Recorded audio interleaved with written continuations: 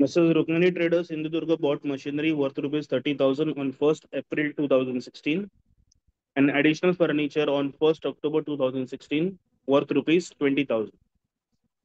They charge depreciation at 15% per annum on fixed installment basis.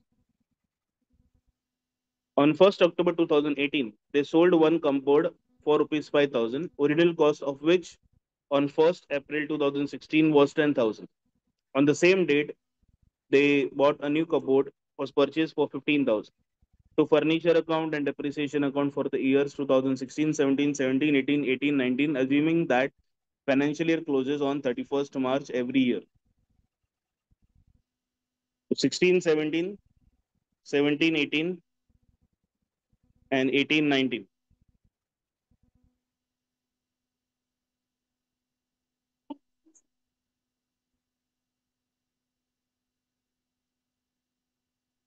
So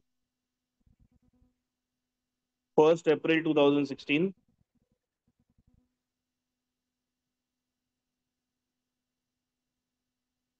till 31st March 2017.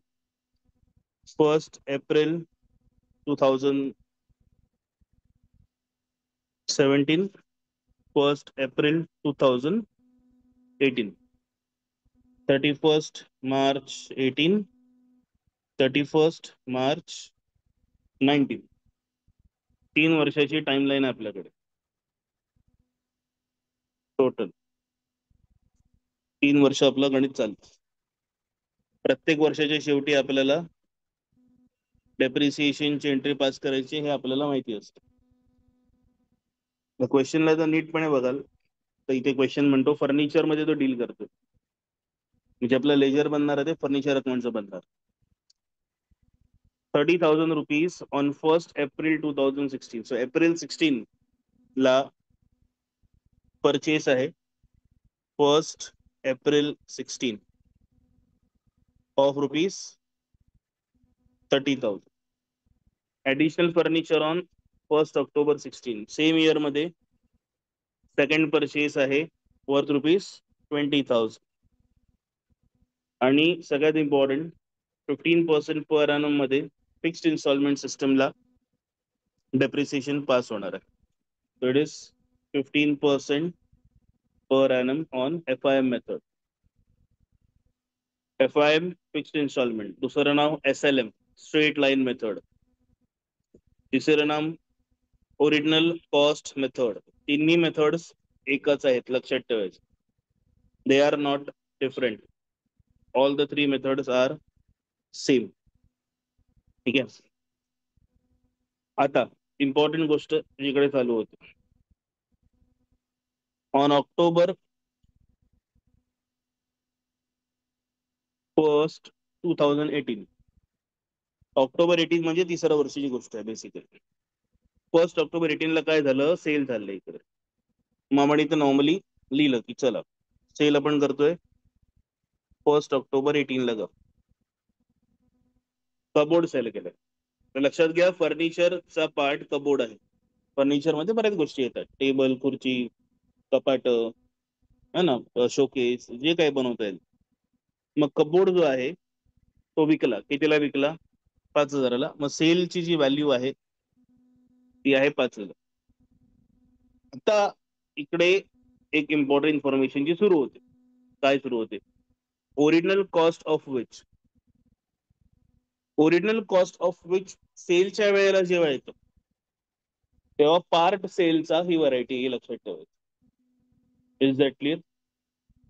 मग आता कोणता, म्हणजे आपल्याकडे 2 परचेस आहेत. 30,000चं परचेस आहे आणि 20चं परचेस आहे. जे 20चं परचेस होतं ते ऑक्टोबर 16चं होतं आणि 30चं परचेस आहे ते 1st April. मग जेव्हा पण हा शब्द आला ना ओरिजिनल कॉस्ट, तेव्हा लक्षात ठेवायचं पार्ट सेलिंगचा हा व्हरायटी. मग हा जो क्वेश्चन आहे या क्वेश्चन मध्ये व्हरायटी कुठली आहे? Part sold.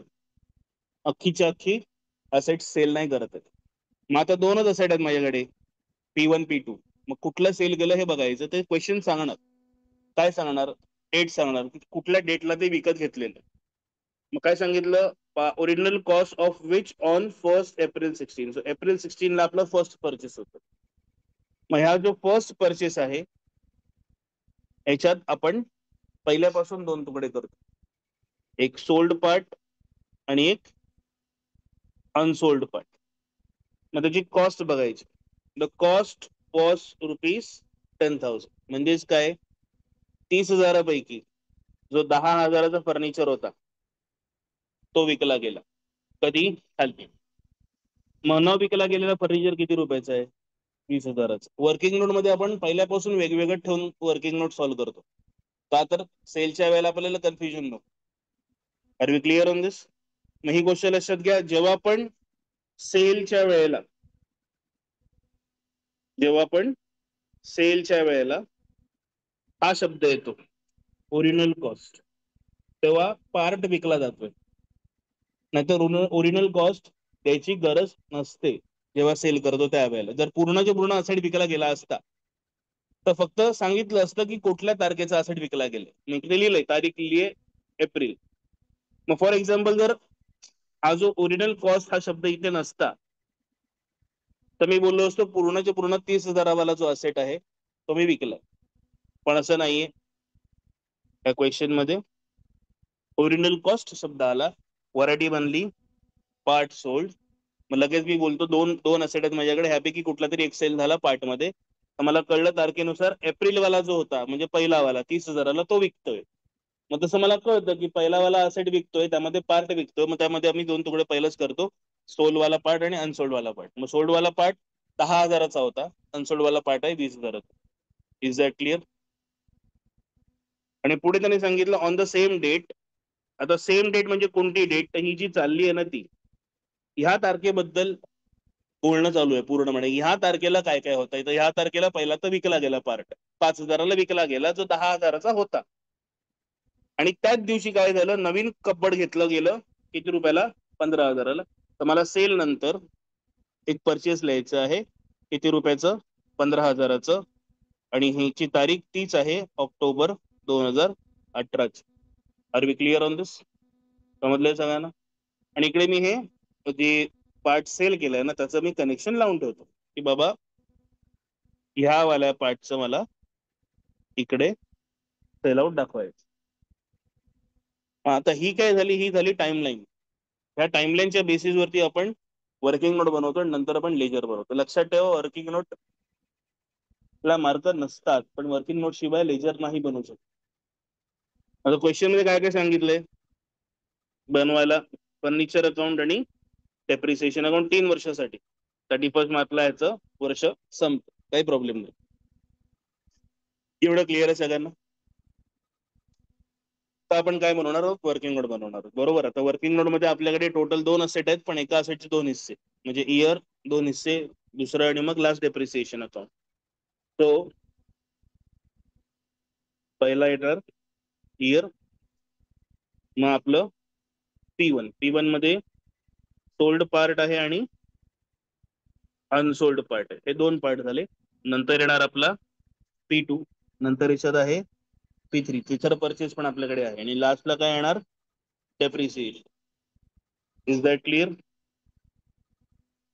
टोटल 3 हिस्से आहेत आपल्याकडे.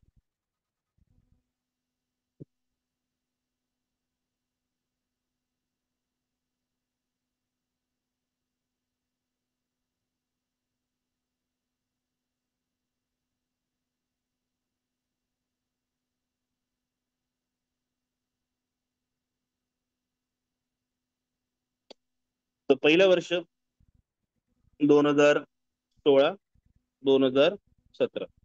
एकदा तुमची वर्किंग रेडी झाली ना मग तुम्हाला बाकी काय बघायचं नाही. लक्षात ठेवा, फक्त वर्किंग नोटलाच बघायचं. मग वर्किंग नोट मध्ये जसं जातोय तसं जायचं. तर पहिलं ट्रान्झॅक्शन आहे परचेस. मग परचेस मी इथे लिहितो मी, sold unsold. Sold 10,000, unsold 20,000.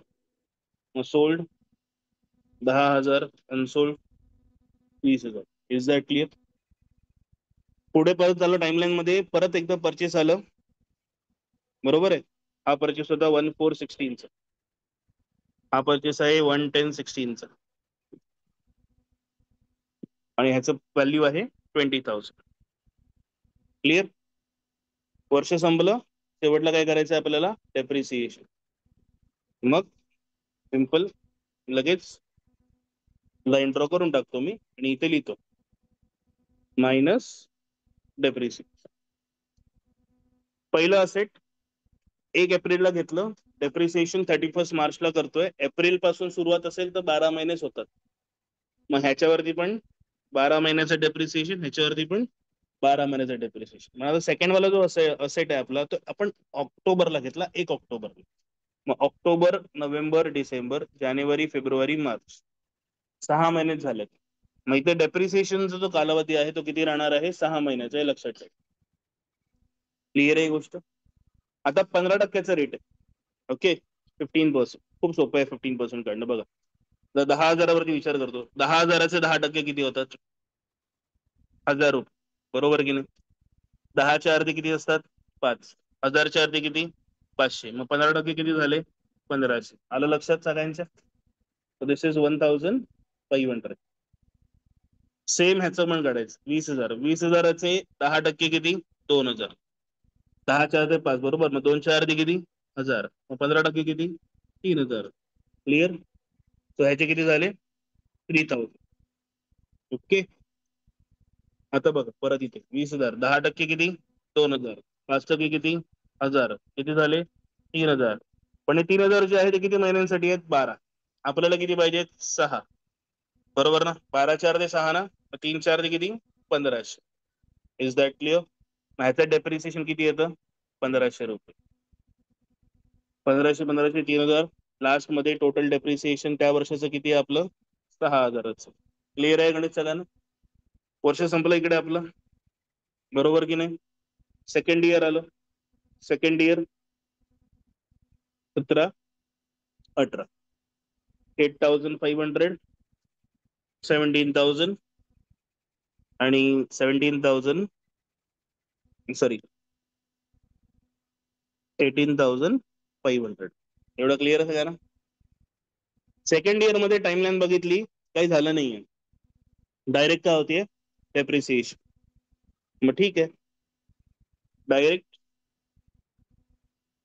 Line draw करणार, मायनस डेप्रिसिएशन. सेकंड इयर मध्ये काहीच झालं नाही, ह्याचा अर्थ काय होतो, प्रत्येक गोष्ट किती महिन्याची येणार आहे, ते 12 महिन्याची. एफ आय एम मेथड आहे. मग 12 महिन्याचे पहिल्या ह्याचे किती, 1,500 होते ना, मग ह्याचे पण किती राहणार आहेत, 1,500च राहणार आहेत. 12 महिन्याचे ह्याचे किती होते, 3,000. ह्याचे पण किती राहणार आहेत, 3,000. 6 महिन्याचे 1,500, 12 महिन्याचे डबल. डबल म्हणजे किती, 3,000. Is that clear. So total घेणार ते 7,500. वर्ष संपलं. सो 18-19. क्लिअर आहे. मायनस करणार इकडे किती झाले, 7,000. मायनस करणार इकडे किती झाले, 14,000. मायनस करणार इकडे किती झाले, 15,500. Are you clear. तिसऱ्या वर्षामध्ये सगळ्यात पहिला आपण काय करतोय, सेल करतोय. सेल मध्ये DWSPL ची आपण एक शॉर्ट वर्किंग नोट करतो, बरोबर आहे. मग जो पार्ट आपण सेल करतोय ना, तिकडे आपण करतो D for depreciation, W for WDV, S for sale, profit और लॉस. मग त्यावेळेला आपण फक्त त्याच्याकडेच फोकस करतो ज्याला आपण सेल करतोय, बाकी आपण काही फोकस करणार नाही. Is that clear. मग सगळ्यात पहिला D फॉर डेप्रिसिएशन. डेप्रिसिएशन आता सेल कधी करतोय ना, हे महत्वाचं आहे. सेलची डेट जी आहे ना, ती आहे ऑक्टोबर, 1 ऑक्टोबर. एप्रिल पासून वर्ष सुरू झालंय, माझं तिसरं वर्ष. एप्रिल, मे, जून, जुलै, ऑगस्ट, सप्टेंबर. ऑक्टोबर 1 ला सेल करतो म्हणजे ऑक्टोबर पकडायचा नाही, कारण ऑक्टोबरचा महिना वापरला का मशीन नाही. डेप्रिसिएशनचा रूल काय आहे, जेवढे महिने वापरणार तेवढंच. तर हे किती महिने होतात, 6 महिने. मला इथे डेप्रिसिएशन किती महिन्याचं पाहिजे, 6 महिन्याचं. 12 महिन्याचे 1,500 मला माहिती आहेत ना, मग 6 महिन्याचे अर्धे करायचे, 1,500चे अर्धे 750. Is that clear. Difference 6250. This is called WDV. WDV म्हणजे रिटर्न डाऊन व्हॅल्यू. कधी कधी एक्झाम मध्ये येतं WDV is equal to what, nothing but book value minus depreciation is equal to WDV. जी काही बुक व्हॅल्यू आहे त्यातनं तुम्ही डेप्रिसिएशन जेव्हा मायनस करता तुम्हाला WDV मिळते. WDVचा सिंपल शब्द आजच्या दिवसाला डेप्रिसिएशन ऍडजस्ट केल्यानंतर काय किंमत आहे त्याला WDV म्हणतात. Is that clear? आता केलं आपण सेल. सेलची व्हॅल्यू आपल्याकडे वरती दिसते इकडे 5,000 रुपयाला सेल केलं. मग मी इथे लिहितो 5,000. आता मी इथे मायनस करत नाही, मी लॉजिक लावतो. कॉस्ट 6,250, सेलिंग प्राइस 5,000, मग नुकसान झालं ना माझ्या इकडे. मी इथे काय बुक करतो? लॉस 1250चा. ही मशीन संपली. Is that clear everyone? Perfect. मग टाइमलाईन मध्ये पुढे काय झालं? परचेस झालं. मग मी थर्ड इयर मध्ये इथे परचेस लिहितो 15,000 रुपये परचेस. ओके. आणि मग लास्टला काय होते? डेप्रिसिएशन. त्यावेळेला हा मधला कॉलम ब्लँक सोडून मी लाईन्स ना पुढे घेऊन जातो थोडं, आणि इकडे तर येणारच नाही, डायरेक्ट इकडे. क्लिअर? हे सेल ऑफ झालं ना, हे संपलं. Minus depreciation. आता 12 महिने पूर्ण झालेले आहेत. हा वाला पार्ट पण 12 महिने चालला पहिला वाला. मग याच्यात 12 महिन्याचं डेप्रिसिएशन येणार. सेकंड वाला हा पार्ट पण पूर्ण 12 महिने चालला, यात पण 12 महिन्याचं डेप्रिसिएशन येणार. पण हा जो थर्ड वाला नवीन पार्ट आता घेतला आपण विकत, कधी घेतला? ऑक्टोबर. आणि जेव्हा जे ऑक्टोबरला घेतला गेलाय किती महिने झाले? 6 महिने. तर इकडे किती महिन्याचे येणार? 6 महिन्याचे. 12 महिन्याचे 3,000 आपल्याला माहिती आहेत ना, ह्याच्यावरती लिहिलंय आपण. ह्याचे पण 12 महिन्याचे किती आहेत? 3,000 रुपये. ह्याचे काढायला लागतील ना पहिल्यांदा. पहिला 15% काढायचे आपल्याला. 15,000चे 10% जर मी काढले तर 1,500 रुपये. 5% काढायचे असतील तर 750 रुपये. मग टोटल किती येतात? 2250. हे किती पर्सेंट आहे? 15%. म्हणजे 15% आहे किती महिन्यांसाठी आहे? 12 महिन्यांसाठी. 12 महिन्याचे 250, 6 महिन्याचे अर्धे करायला लागतील. It is 1125. 2,250चे अर्धे 1125. अर्धे करता येत नसतील, डिवाइड बाय 2 करा, अर्धी किंमत मिळते डायरेक्ट. क्लिअर आहे कॅल्क्युलेशन? ठीक आहे. टोटल 7,125. ओके. मायनस करणार, हे आहे 11,000, हे आहे 12,500, आणि हे आहे 5 कॅरी 1 7 कॅरी 1 8 कॅरी 1 13,875 रुपये. इकडे तुमची वर्किंग नोट संपते. लक्षात घ्या, 5-6 मिनिटं 10 मिनिटं तुम्ही दिलेत, अजून आपलं सम सॉल्व्ह झालं नाहीये. ही फक्त एक वर्किंग नोट आहे, याला मार्क 0. रिसेंट एक्झाम मध्ये काही लोकांनी फक्त वर्किंग नोट केलेली, 0 मध्ये द्यायला लागलं. काय करणार? लेजरला मार्क आहे, लक्षात ठेव. हे केल्याशिवाय लेजर सॉल्व्ह होणार नाही, हे कळायचंच आहे आपल्याला. पण लेजर न केलं तर मग काय उपयोग नाही त्या गोष्टीचा. 2 लेजर्स आहेत आपल्याकडे, असेटचं लेजर आणि डेप्रिसिएशनचं लेजर. लेजर बनवणं सोपं आहे, बनवूया.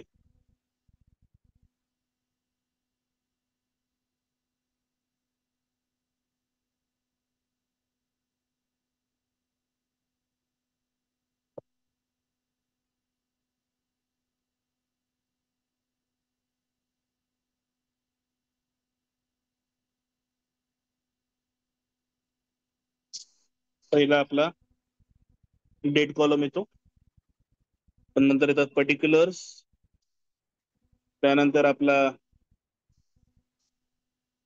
LF JF, नंतर आपली अमाऊंट रुपीज. सेम गोष्ट जाते परत, डेट, पर्टिक्युलर्स,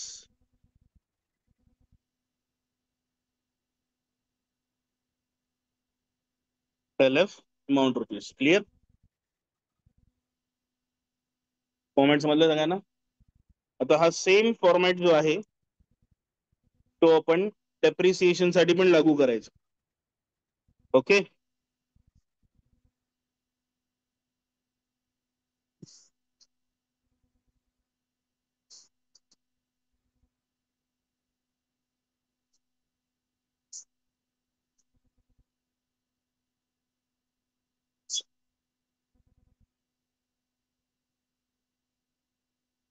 ठीक.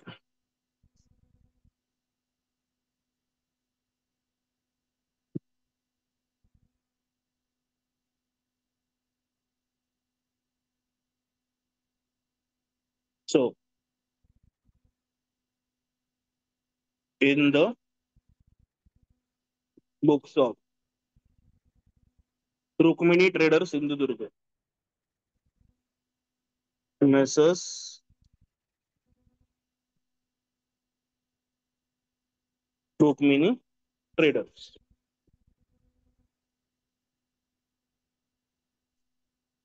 Debit credit furniture account. Date, particulars, JF, rupees, date, particulars, JF, rupees. ठीक आहे. आता सॉल्व्ह करताना इम्पॉर्टंट आहे फक्त एक गोष्ट, ती म्हणजे आपली टाइमलाईन. टाइमलाईनच्या बाहेर आपल्याला अजिबात जायचं नाही, हे लक्षात ठेवायचं. ओके. सो टाइमलाईन प्रमाणे सगळ्यात पहिला काय रेकॉर्ड करायचंय? परचेस. डेप्रिसिएशन च्या चॅप्टर मध्ये मी तुम्हाला दोन गोष्टी सांगितलेल्या, परचेस आणि प्रॉफिट डेबिट साइडला रेकॉर्ड करतो, बाकी सगळे ट्रान्झॅक्शन क्रेडिट साइडला रेकॉर्ड करतो. मग सगळ्यामध्ये येतं काय? तर डेप्रिसिएशन येतं, सेल येतं आणि लॉस. हे व्यतिरिक्त काय येऊ शकत नाही. ही झाली side.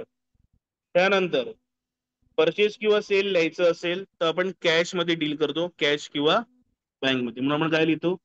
Cash bank account. Depreciation जर लिहायचं असेल तर आपण पूर्ण काय लिहितो? Depreciation account.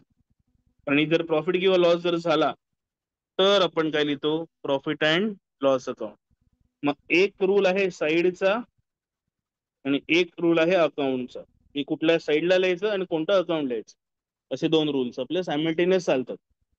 मग आता सगळ्यात पहिलं ट्रान्झॅक्शन वर्किंग नोट मध्ये बघायला गेलं तर कुठलं आहे इकडे? परचेस. बरोबर आहे. 30,000चं परचेस आहे. परचेस प्रॉफिट डेबिट, बरोबर ना? आणि परचेसला काय लिहायचं? Cash bank account. तो 1 April 2016, 1 April 16 to cash bank account 30,000.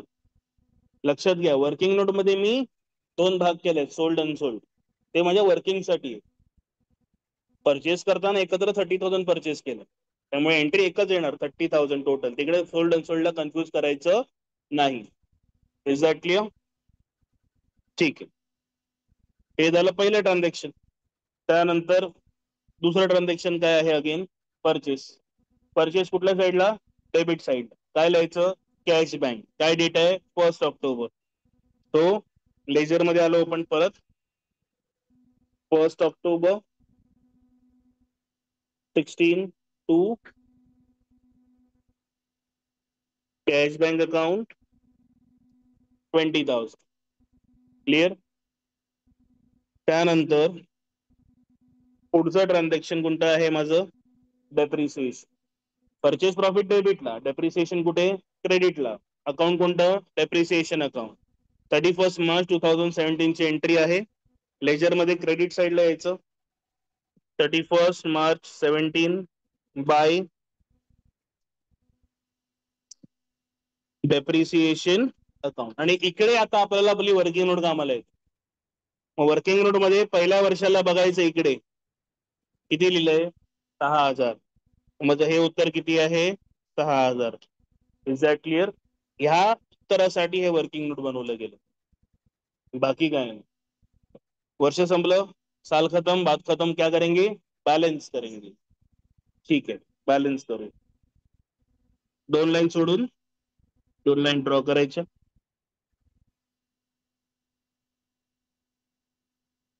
नेहमी लक्षात ठेवा, असेटच्या लेजर मध्ये बॅलन्स हा नेहमी क्रेडिट साईडला येतो. डेबिटची टोटल नेहमी मोठी असते. पण डाऊट येत असेल तर सिंपल पेन्सिल घ्यायची आणि पेन्सिलने टोटल मारून बघायची. हे आहे 50,000, हे आहे 6,000. तो बॅलन्स इकडेच येणार. Are we clear on this? So 50,000 50,000 दोन्ही बाजूला. 50 - 6 इज 44,000. शेवटचं वर्ष वर्षाचा शेवटचा दिवस 31 March 17 by balance carried down. म्हणजे पेन्सिलने लिहिलंय ना ते काय करून टाकायचं, रब करून टाकायचं, त्याला ठेवायची काही गरज नाही. वर्ष संपलं, इयर कम्प्लीट. सेकंड इयर पुढे बॅलन्स आला आपला 1 एप्रिल 17 ला to balance brought down 44,000. Clear. आणि आता आपल्याला पुन्हा आपल्या टाइमलाईन वरती यायचं, म्हणजे ती जे सांगेल ना आपल्याला ते करायचंय. तर टाइमलाईन मध्ये काय सांगितलं गेलंय, डेप्रिसिएशन डायरेक्ट, बाकी काही नव्हतं त्याच्यामध्ये.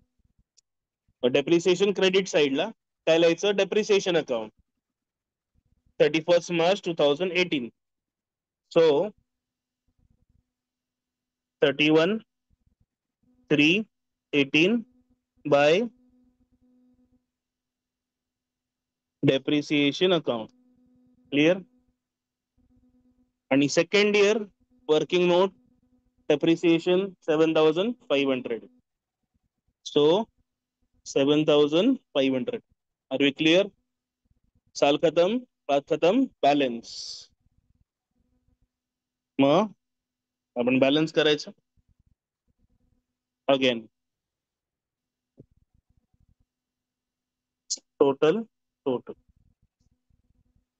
बॅलन्स काढायलाच गेले तर हा 44 आहे आणि हा 7,500 आहे. तो अल्टिमेटली बॅलन्स इकडेच येणार.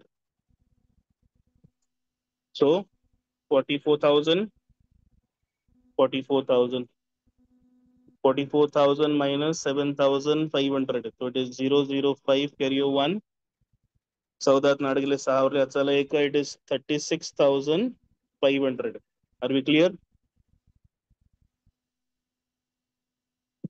शेवटचा दिवस 31 मार्च 18 बाय बॅलन्स सीडी. पुढे 1/4/18 to balance BD 36,500. Is that clear. परत मी कुठे येणार आता, माझ्या टाइमलाईन वर येणार. आणि टाइमलाईन जशी बोलेल तसं मी वागत जाणार. सगळ्यात पहिला टाइमलाईननी काय मला दिलंय, सेल. आणि जेव्हा सेल येतं मला कुठे बघायला लागतं, DWSPL कडे. Is that clear. मग इकडे मी वर्किंग नोट वरती होतो. पहिलं ट्रान्झॅक्शन मला कुठलं रेकॉर्ड करायचंय, डेप्रिसिएशन. कुठे येणार, क्रेडिटला. काय लिहायचं, depreciation account.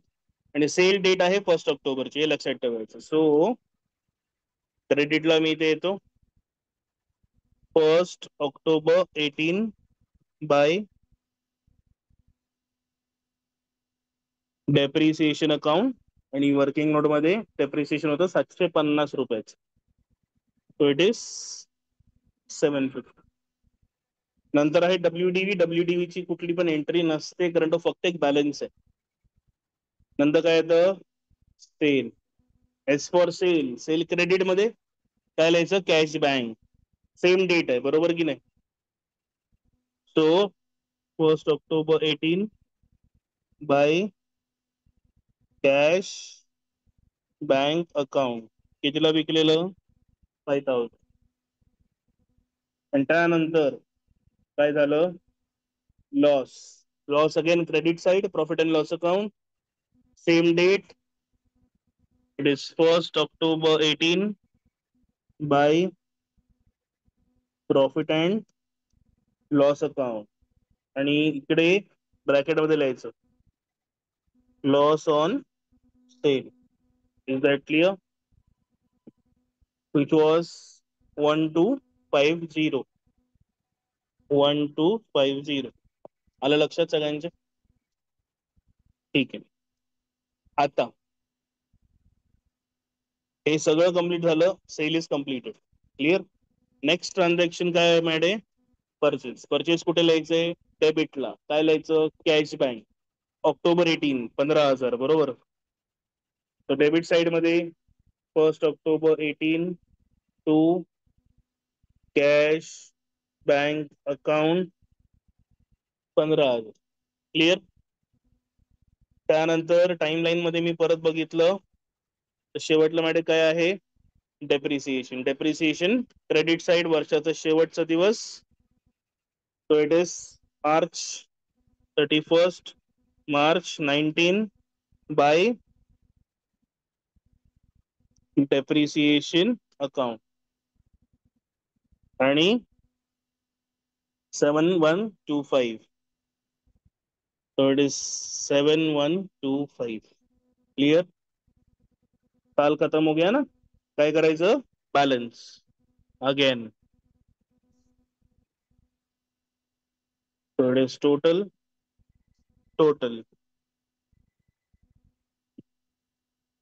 So this is 005, 6 आणि 5, 11 हातसाला 1, 5 आणि 2, 3 आणि 2, 5, 51,500. दिस इज 5, 5 5 10, 10 आणि 2 12, हातसाला 1, 7 आणि 1 8, 8 आणि 2 10, 10, 7 आणि 1 8, 8 आणि 10, 10 आणि 1 11, हातसाला 1, 5 आणि 1 6, 6 आणि 1 7, 7 7 14, 14,120. Ultimately, as always, debit is more. 51,500, 51,500, 51,500 minus 14,125. So it is 10 5 गेले 5 उरले हातचाला 1, 10 3 गेले 7 उरले हातचाला 1, 5 2 गेले 3 उरले, 11 4 गेले 7 उरले हातचाला 1 आणि हा 3, 37,375. 37,375. This is by balance CD 31,319 आणि जे रफ वर्किंग केलंय ते इरीज. क्लिअर आहे? इकडे तुमचं फर्निचरचं लेजर कम्प्लीट. आता त्याने काय मागितलंय, डेप्रिसिएशनचं लेजर. ते करायला जास्त वेळ लागतो का? नाही, अजिबात नाही, खूप सोपं आहे. डेबिट क्रेडिट,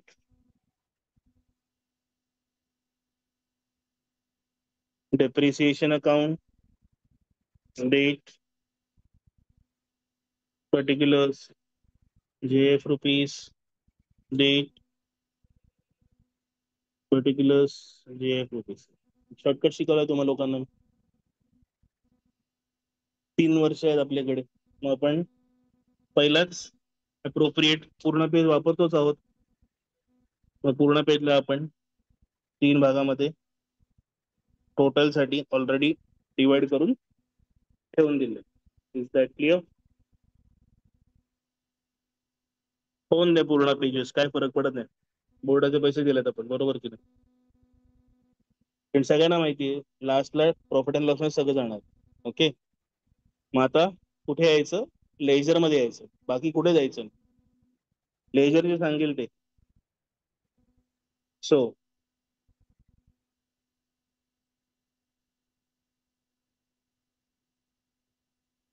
पहिलं वर्ष बघा, इकडे आहे डेप्रिसिएशन 31 मार्च 2017 ला 6,000 रुपये. बाकी पहिल्या वर्षात कुठे डेप्रिसिएशन नाही. सो मी इकडे येतो डेबिट साईडला, 31 March 17 to furniture account. Depreciation मध्ये डेप्रिसिएशन अकाउंट लिहायचं पाप करू नका, मार्क आपल्या येतील. अमाऊंट हीच येणार 6,000ची. वर्ष संपलं याचं. टोटल घेतलं, बॅलन्स पण किती आला, 6,000. 31,317 by profit and loss account. Clear? आता सेकंड इयर मध्ये येऊया आपण. सेकंड इयर मध्ये माझ्याकडे डेप्रिसिएशन आहे, बरोबर ना, 31,318. So again I will come on the second year now. 31,318 to furniture account, आणि सेकंड इयरचं डेप्रिसिएशनची अमाऊंट होती 7,500. So it is 7,500. संपलं वर्ष. 31,317 by profit and loss account. ठीक आहे. त्यानंतर थर्ड इयर, इम्पॉर्टंट इयर. पहिला डेप्रिसिएशन बघा कुठे आहे, 1 ऑक्टोबर. नंतर कुठे आहे, 7 काय फरक पडत नाही, 10 वेळा असेल तर घेऊ शकतो. कितीच लिहायचं डेबिटला, तो पहिला वेगवेगळं लिहायचं, लक्षात ठेव.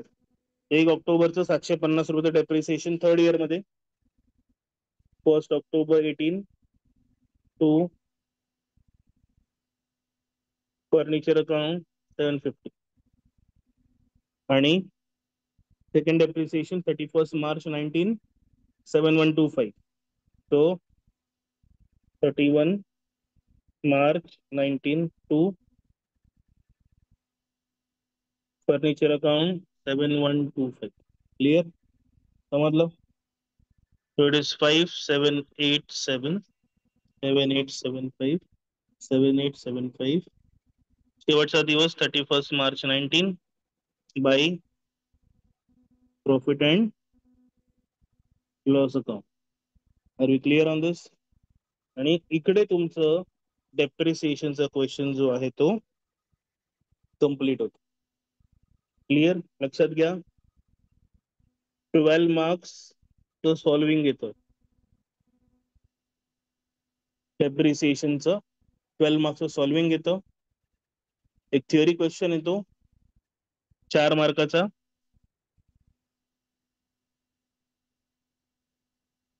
आणि 2 मार्काचं ऑब्जेक्टिव्ह येतं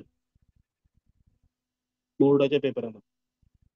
म्हणजे याच्यातनं तुम्ही किती मार्क सिक्युअर करू शकता, 18. आणि 18चे 18 मार्क घेणं it is not that difficult. Part सोड जे मी आता केलं ह्याच्यापेक्षा वेगळी डिफिकल्ट व्हरायटी कुठली येऊ शकत नाही. आलं लक्षात सगळ्यांच्या? ठीक आहे. 9-20 पर्यंत लेक्चर आहे.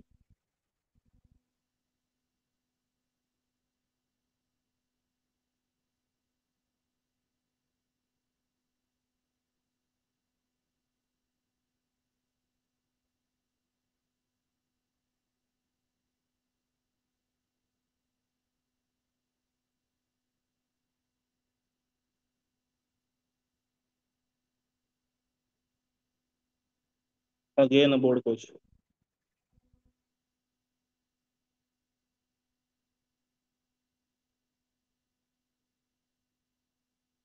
Company purchased machinery on April 2015 for 2,40,000 and paid installation rupees 60,000. On 30 September 2015, another machine was purchased for 40,000. ठीक. On 31st March 2018, machinery purchased on 30 September 15 was sold for 23,040. Depreciation has been charged by using written down method at 20% per annum. Company closing account on 31st March every year. Prepare machine account, depreciation account for 15, 16, 16, 17 and 17, 18. काय म्हणतो, timeline कळली आपल्याला. 1st April 15, 1st April 16, 1st April 17, 31st March 16, 31st March 17, 31st March 18. बरोबर आहे. 3 वर्ष. वर्षाच्या अखेरीस depreciation. Important गोष्ट कुठली मेथड आहे, written down value method. Written down value, written down value, WDV method. Diminishing balance method, reducing balance method, one and the same, नाव फक्त वेगळं. आणि रेट किती आहे, 20%. इट डझंट मॅटर किती असो. आता समला नीटपणे वाचायला सुरुवात करूया. मशीन घेतली आहे, पहिली मशीनरी घेतली एप्रिल 2015 ला 240 ला अँड पेड इन्स्टॉलेशन चार्जेस ₹60. तो परचेस केला आहे 1 एप्रिल 15 ला. कितीला परचेस केलं माहिती, 3 लाख. 3 लाख कसे आले सर, 240 प्लस 60. असेट परचेस करताना जर एखादा असा एक्सपेन्स आहे ज्याशिवाय आपण तो असेट वापरू शकत नाही, मग तो एक्सपेन्स पण त्या asset मध्ये जोडून द्यायचा असतो. त्याला इन्सिडेंटल एक्सपेन्सेस असं म्हणतं. इन्स्टॉल केल्याशिवाय मशीन वापरू शकतो का? नाही. मग मशीन कितीही चांगली असून दे, जोपर्यंत इन्स्टॉलेशनचा खर्च मी करत नाही तोपर्यंत मला ती वापरता येणार नाही. मग मशीन भले 240ची आहे, पण 60,000 पे केल्याशिवाय I cannot use that machine. मग मला मशीन कितीला पडते? 3 लाखाला पडते. Is that clear? इथे 3 लाखावरतीच सम पुढे चालत राहणार. ओके. पुढे सांगितलं 30 सप्टेंबर 15 म्हणजे सेम इयर मध्ये another machine for costing ₹40,000. 30 September 15. Clear. पुढे सांगितलं ऑन 31 मार्च 2018. मग मार्च 18 म्हणजे तिसऱ्या वर्षाचा शेवटचा दिवस. काय होते? The machine purchase on 30 September 15 म्हणजे दुसरी वाली मशीन 40,000 वाली वॉज सोल्ड फॉर 2340. बघा डायरेक्ट सेल बोलले ना, ओरिजिनल कॉस्ट दिली का? नाही. दिली असती तर तोडलं असतं ना पहिलं. ठीक आहे, मग मला सेल रेकॉर्ड करायचं. सेल होते किती रुपयाला? 23,040. सेकंड मशीन सेल होते आणि किती तारखेला सेल होते? तर 31 मार्च 18 सेल. DWSPL जेव्हा आपण करू त्यावेळेला आपण ते करू. बाकी काहीच सांगितलं नाही क्वेश्चन. क्वेश्चन एवढाच. 3 वर्षाचं अकाउंट मारायचं. Machinery depreciation. Working note clear. तर कॅल्क्युलेशन करायचं. काय काय नाही याच्यात येणार आहे. एक तर आपलं इयर, नंतर आपला P1 जो आहे 1/4/15 ला, नंतर आपला P2 जो आहे 39/15 ला, आणि लास्टला आपलं डेप्रिस. बस एवढंच. एवढंच आहे. काय करणार? काय नाही. ठीक आहे ना, एवढं तर एवढं काय फरक पडतो. Is that clear?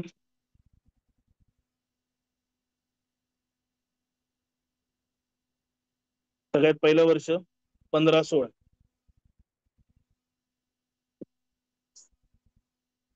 15-16. आता फक्त टाइमलाईन बघायची, बाकी काही बघायचं नाही. हा, काय होतं सगळ्यात पहिला? परचेस. मग मी इथे लिहितो ना 3 लाख.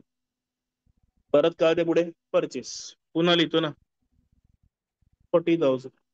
मग वर्ष संपलं, काय करायचं? डेप्रिसिएशन. मग मी लाईन ड्रॉ करतो ना सगळ्यात पहिले, मायनस डेप्रिसिएशन. पहिली मशीन एप्रिलला घेतलेली म्हणजे किती महिने? 12 महिने. तिसरी मशीन घेतली 30 सप्टेंबर म्हणजे सप्टेंबर संपला. सप्टेंबर मध्ये वापरली गेली का? नाही. मग काउंटिंगला सप्टेंबर घ्यायचं का? नाही. मग ऑक्टोबर, नोव्हेंबर, डिसेंबर, जानेवारी, फेब्रुवारी, मार्च किती महिने? 6 महिने. ठीक आहे. 20% रेट आहे इथे. सिंपल आहे. 10% किती? 3,000, 30,000 सॉरी. 10% 30 ना 20, 20% किती? डबल 60,000. आलं लक्षात?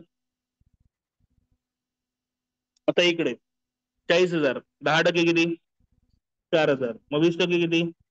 8,000. पण हे 8,000 जे आहेत ते किती महिन्यांसाठी आहेत? 12. मला किती महिने पाहिजेत? 6. मग किती होतील? 4. आलं लक्षात?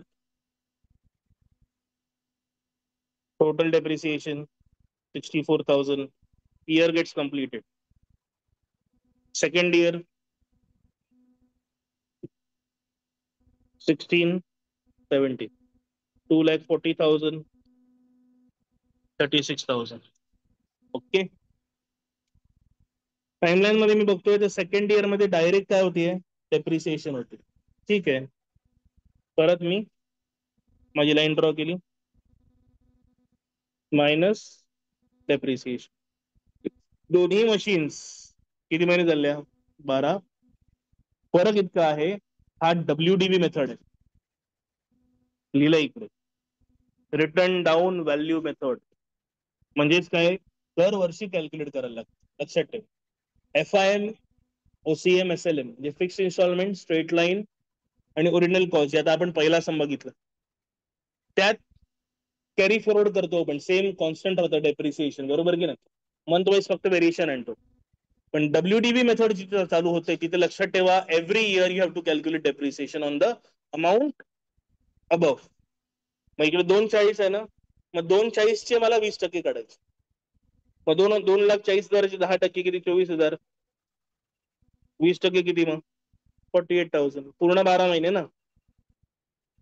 आलं लक्षात? हे व्हेरिएशन आहे, बाकी काय व्हेरिएशन नाही.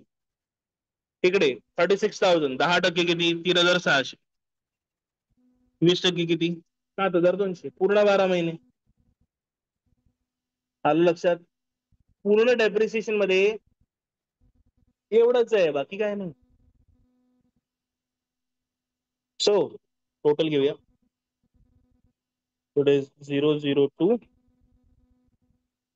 55,200. क्लिअर आहे? तिसरं वर्ष आलं. तिसऱ्या वर्षी पहिला काय करतोय, सेल सेकंड वाला मशीन, बरोबर की नाही. मग मी इथे येतो 17, 18. पहिला हे मायनस करूया. So it is 1,92,000. This is 008 carry 1 थोड्यात नाड गेला आठवल्यात चला एक 28,800. सेल चालू झालेला आहे. मग जेव्हा जेव्हा सेल चालू होतं तेव्हा फक्त आपण त्या सेलवरच फोकस करतो, बरोबर. त्यामध्ये टी WSPL असं आपल्याकडे येतं. सगळ्यात पहिला डी फॉर डेप्रिसिएशन. आता सेल केव्हा करतो, वर्षाच्या शेवटच्या दिवशी सेल करतो. मग डेप्रिसिएशन किती महिन्यांचं, 12. पण मेथड कुठली आहे, डब्ल्यूडीबी, म्हणजे डेप्रिसिएशन काढावं लागणार. 28,800 10%, 2280, शेवटचं शून्य काढला ना, याचा डबल. हे 10% आहे, मग 20% याचा डबल येणार, बरोबर की नाही. आता डबल करता येत नसेल डायरेक्ट तोंडाने, तर सिंपल फॉर्म्युला काय, इंटू 2 म्हणजे डबलच झालं ना. So it is 0, 2 8 16, carry over 1, 2 8 16 plus 1 17, carry over 1, 2 to the 4 plus 1 5. किती आहे, 5760. आलं लक्षात? पण हे किती महिन्यांसाठी आहे, 12 महिन्यांसाठी. मला किती महिन्यांसाठी पाहिजे, 6 महिन्यांसाठी. ह्याचा हाफ करायला लागेल मला. ह्याचा हाफ किती, तेच 2880. So my answer is 2880. सोपं लॉजिक अजून सांगतो. 12 महिन्याचे जर 20% असतील तर 6 महिन्याचे 10% असतात. पर्सेंट वाईज मी फ्रॅक्शन आउट केलं तर. पण कसं आहे ना, एक्झाम मध्ये तुमचं डोक्याचे घोडे कसे रन करतात प्रत्येकाचे वेगवेगळे. कोणाला क्लिक होतच की समजा आता 10%चा इंटरेस्ट रेट आहे, 6 महिन्याचं काढायचं, तर 5% म्हणजे 6 महिने. पण हे लॉजिक लागलं पाहिजे, पण नाही लागलं तर नॉर्मल मेथडनी जा, काय टेन्शन नाही. Any confusion, no. So it is 0 2 carry 1, 18 9 गेले 9 चल 1, 8 3 गेले 5 उरले आणि हे 2. Yes yes, your correct. 12 महिन्याची अमाऊंट आहे, तुम्ही चुकून 6 महिन्याची लिहिले. येस येस, पण दाखवले की कसे काढतात 6 महिने. लेट्स इग्नोर दिस. 12 महिन्याची यूज झालेला आहे. सो 12 महिन्याची amount it is 5760. Very good Rekha. It is 0, 10 6 गेले 4 उरले, चला 1, 8 8 गेले 0, 5 8 8 गेले 3 आणि हे 2, 23040. हे काय आहे, डब्ल्यूडी. आता काय करायचंय, सेल. सेल कितीला केलं, 23040. तो नो प्रॉफिट नो लॉस. मग रेकॉर्ड करताना डेप्रिसिएशन रेकॉर्ड होणार आणि सेल रेकॉर्ड होणार. प्रॉफिट लॉसची एंट्री येणार नाही. का नाही येणार, 0 आहे तर एंट्री काय येणार. हे कॅल्क्युलेशन संपलं. Are we clear on this? Yes. Going further, पुढे काय झालं, depreciation. So minus depreciation.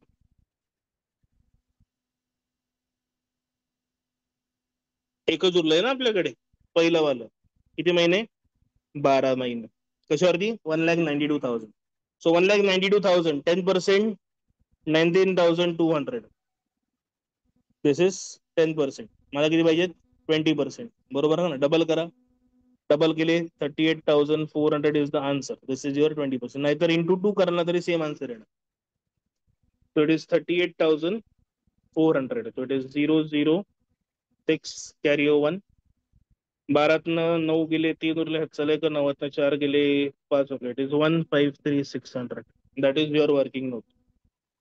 And ledger आता बनवायचं होतं की लेजर तुम्ही बनवू शकता. It is not that difficult to make ledger. आले लक्षात? थर्ड गणित, सेकंड गणित, sorry. And now the last thing which on that.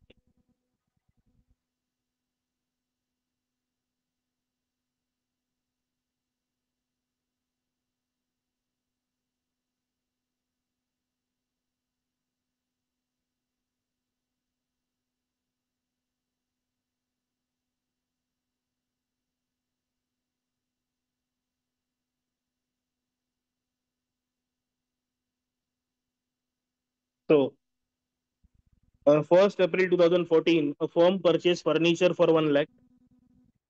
October 14, additional furniture costing 50,000 was purchased. ठीक. On 1st October 2015, the furniture purchased on April 14 became obsolete and was sold for 75,000. Okay. On 1st April 2016, new furniture was purchased for 125. The firm provide depreciation at 10% per annum on original cost. म्हणजे पहिली वाली method आपली.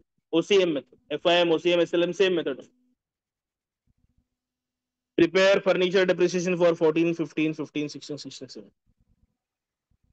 Not that difficult. बरोबर की नाही? 1st April 14, 1st April 15, 1st April 16. 31, 315, 31, 316, 31, 370.